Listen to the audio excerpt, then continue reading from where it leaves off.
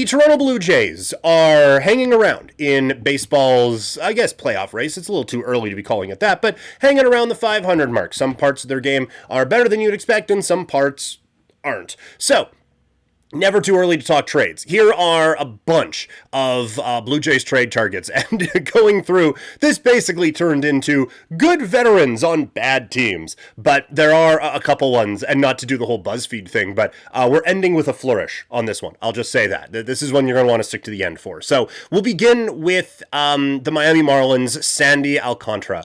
I'm greedy. The Blue Jays, they need more pitching, I think. So why not go get the best pitcher available? And I think that is clearly Sandy Alcantara. And he is one of the best pitchers in baseball and has been for a little bit now. And so that is the big type of blockbuster move that you make to really solidify things. And like, I think when people think of the Blue Jays pitching needs, and certainly it comes up here as we go along, it's a little bit more in the depth department, so that you're not using a Jose Urena or anything like that in key games down the stretch. But I mean, if you're going to be adding a pitcher anyway, why not make it be the best one? I'm recording this after the Blue Jays lost their series to the Tampa Bay Rays on Thursday afternoon, and Kevin Gausman wasn't overly sharp, and they've had a little bit of that this year, right? Like, Gausman hasn't been perfect. Barrios has had a couple of outings that have been up and down. Bassett can be a little all over the place at times. All of them have like very high level potential, and when everyone is clicking, this can still be one of the best rotations in baseball, but there is a little bit more inconsistency with the rotation this year, and so I think going out and adding a Cy Young caliber pitcher, look, that's never going to hurt. And so if you want to really be taking home run swings, that's a pretty good one to go with. If you want to go the cheap depth route, may I suggest a name that's a little bit more familiar, and that would be Cal Quantrill. The very cheap starting pitching depth option and Nepo baby extraordinaire for a former Blue Jay, Paul Quantrill. This was someone who the Blue Jays, when they signed Max Scherzer, it kind of took them out of the Cal Quantrill market because Cal would be looking for something that would be more than a sixth starter that was potentially in AAA. But now, by way of trade, you can make this work a little bit better. And again, it is a solid depth option, someone who could maybe go long out of a bullpen, but just give you some quality major league innings if and when there are some injuries in the starting rotation. Also with Miami, Calvin Faulkner is 29 years old, a ton of team control at $735,000 this year. That might bring the acquisition cost up a little bit. All of those things might bring up the acquisition cost a little bit, but right now he's closing for Miami, and the Marlins are a bit of a tire fire. The Blue Jays do need help in the bullpen. Hoffman has been fantastic, but we're getting into the territory where some of these numbers are starting to normalize a little bit, and that means he's getting hit. And it's a lot of relying on him and Jimmy Garcia. If you can get another high-level bullpen arm out there that really does ease the load of everything, and we talked about it before, in the offseason, that it felt like they needed one more big arm to just kind of let everyone slot into place there. Longtime consumers of my content are going to roll their eyes at this because I've been pounding the table for this one for years. A couple of years, anyway. But Luis Robert from the Chicago White Sox. I said it last year. I'm saying it this year. It makes too much sense for the Blue Jays. Toronto needs an outfielder. He's an outfielder. Toronto needs a strong bat. He's a strong bat. He would be such a major addition to this team. And so again, a couple of these are, let's nibble around the edges. Let's see how we can figure this out. This one is a, let's go and make a real push at this. That this team is in contending status, let's push them over the edge. Like, remember back in 2015 when the Blue Jays, we all remember the home run and the bat flip and all of that. But the Blue Jays, when they started making those big trades, they were 40-41, I believe. And then late at night, just one last scroll through Twitter, and you see Ken Rosenthal, the Blue Jays get Tulo, or Tulo to the Jays, or whatever that was. It wasn't like this team was like, oh, they're a game out of first place in the East, and now they're making a move. It's Jose Reyes can't field his position anymore, so let's go out and really be aggressive and make this move. And they got him, they got David Price, Matt, a couple other moves, Ben Revere and all that, but it really did kind of lift this whole team up. And so I think this could be that type of a move. And I'm not even saying like replace Varsho in center field. Obviously, he has played a very good defensive center field, and he's added some pop off of the bench. But have Robert shift over to left, and now you have an outfield of Robert, Varsho and Springer or Santander, and then you can cycle through DHs that way and all of that. If you want a little bit more speed in the outfield late in games, Straw can come in as a defensive replacement, as can Lucas. So I think it really solidifies this team. You would have a top of the order with Bichette, Vladdy, and then you can go Robert, and then Santander, and then Springer, and then Kirk, and then Varsho. It makes the lineup so much more dangerous. And so I think it makes so much sense for the Blue Jays to go after that one. Again, back in the starting pitching rotation depth area, Tyler Anderson of the Los Angeles Angels. He's a pending UFA at $13 million. Really solid middle of the rotation guy that can help out the starting pitching depth. So again, this one is not a let's go out and add an ace. This is a let's chew up some high quality innings and just make it so that we are constantly throwing out major league caliber starting pitching on a nightly basis. Another one from the Angels is Taylor Ward. Not an average guy, but a ton of pop in the bat at $7.3 million. 1 year arbitration needed. He is some much needed pop. And now I prepped this before the Jays hit the hell out of the baseball against the Mariners and continued to do so against the Tampa Bay Rays. But I still think that for this offense to produce at this way in a sustainable fashion, Taylor Ward would be a much needed acquisition to whether it's pop off of the bench or as a semi-regular, I would say. Just adding a little bit more power to the lineup and a little bit more power to the bench would be a big thing for him. And so adding that would certainly help. Jorge Soler is another one, $13 million the next 2 years. Some big game experience, major pop in that bat still. It does probably require you to put someone in the field that you're not overly thrilled with on a nightly basis, whether it be him or Santander. But again, when you acquire him, you still have a Straw and a Lucas on the bench that you can bring in defensive situations late in ball games and stuff like that. And I think it's obvious going through this what I think the Blue Jays need is, and that is some pop in this lineup.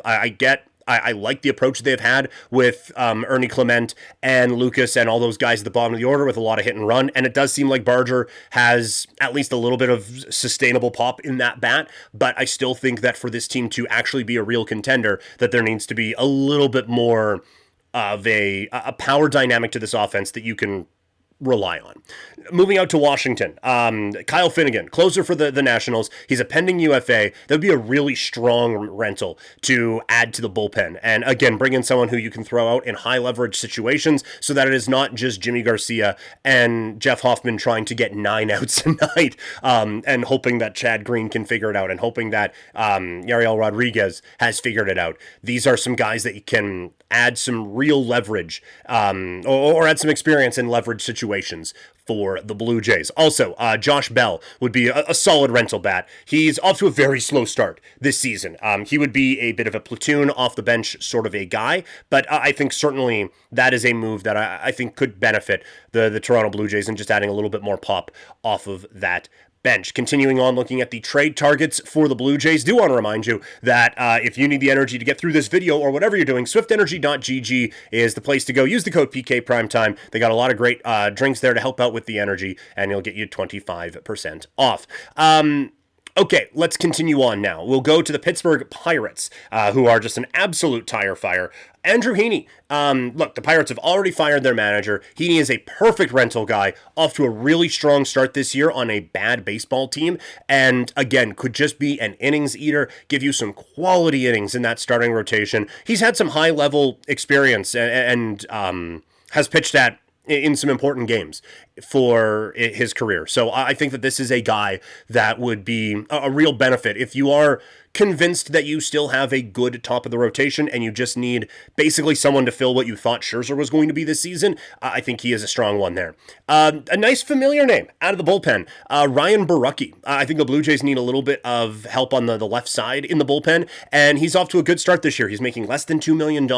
I think that you could kind of package this one together pretty well when if you want to do Heaney and, hey, can you guys throw in a Borucki as well? And now you've strengthened that bullpen. Little is no longer the only left-handed arm that you have out out there, and he is someone who has kind of worked out this kind of second act of his career quite effectively, pitching as a left-hander in the Pittsburgh bullpen. Staying in the Central, Freddie Peralta, one of the best pitchers in the league right now at under $10 million a year. He is a really great pitcher, and this one is fully of the belief that the Brewers will fall off at some point, or that maybe not even fall off, but just that the Cubs are going to keep pulling ahead in the Central, and the absolute just sprint in the National League West, which is basically powered by everyone kicking the tar out of the Rockies, who come up in a second. I think that Milwaukee, even if they don't fully fall off, I just think they fall further and further behind in this race. And so I think adding one of the best pitchers in baseball would be a gigantic help. These two teams have come together for deals before, and I think it would be really beneficial to the Blue Jays. Obviously, that this is another one in the Alcantara realm of, if you're going to be adding starting pitching anyway, why not go for the best? I don't think it would be a cheap add, but I think it would be a very effective one. And if we want to just keep piling it on, let's go with the Milwaukee Brewers closer right now in Trevor McGill, off to an excellent start this season.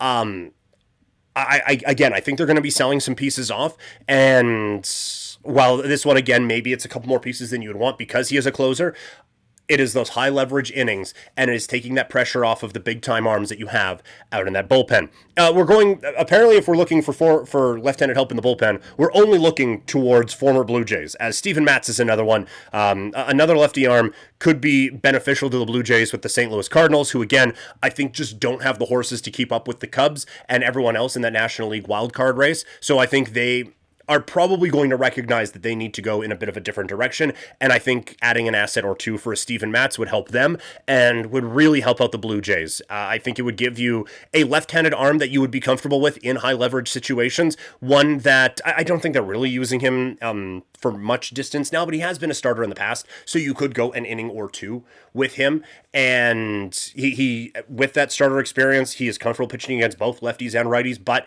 you can still have that strong left-handed reliever option there in a Steven Matz. Talked about the Colorado Rockies. There is but one redeeming quality on that team, and it is Ryan McMahon.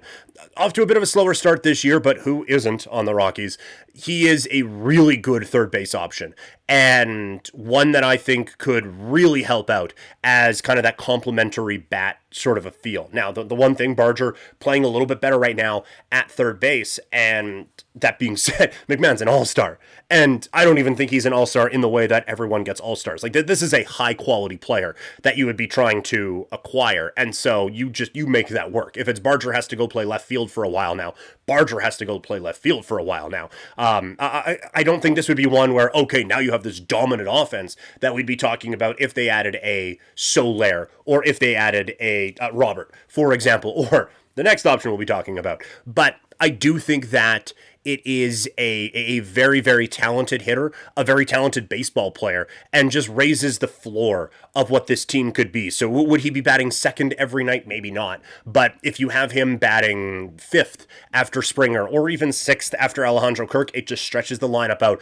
and just adds, quite frankly, this feels really dismissive because the team is playing better. And a lot of the guys who I was critical of have been stepping up, and they have been using them in ways that have been really beneficial to the team. But there are some days where you see it, and especially on the nights where Varsho is sitting, it looks like a AAA lineup out there. And so this would just, again, it feels so dismissive, but this would just add another Major League Baseball player into the lineup.